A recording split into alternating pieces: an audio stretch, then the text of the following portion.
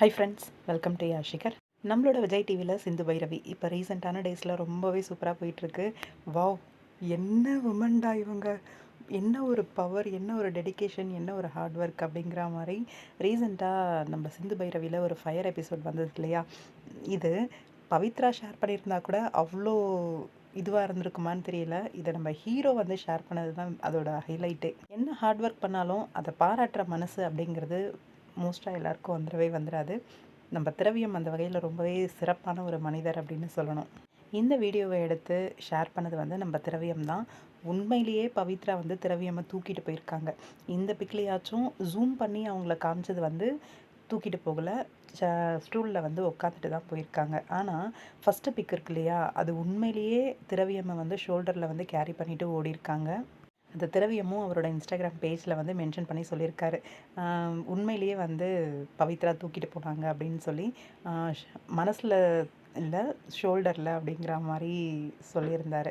Hindu carry அப்படின்ட்டு மனசில் அதை அடிச்சுட்டு ஷோல்டர் அப்படின்னு போட்டிருந்தார். அவ்வளோ ஹார்ட் ஒர்க், ரொம்ப குட்டியாக அப்படி இருக்காங்க.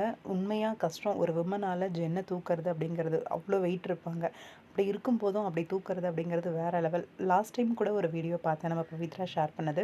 போலீஸ் வந்து எட்டி உதைப்பாங்க, சேரை தாண்டி எக்ரி குதிச்சு அந்த பக்கம் போய் விழற மாதிரி ஒரு வீடியோ பார்க்கும்போதே அவ்வளோ பயமாக இருந்துச்சு. ஆனால் ரியலாக அவங்க வந்து உருண்டு போய் விழுந்தாங்க அந்த மாதிரி சேரில் உட்காந்துருந்து.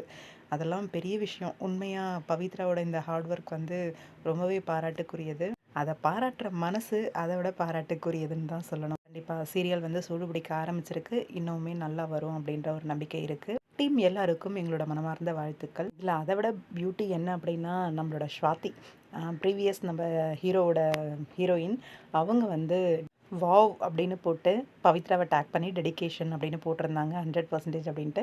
நம்ம திரவியமும் அதுக்கு 100% அப்படின்னு கொடுத்துருந்தாரு.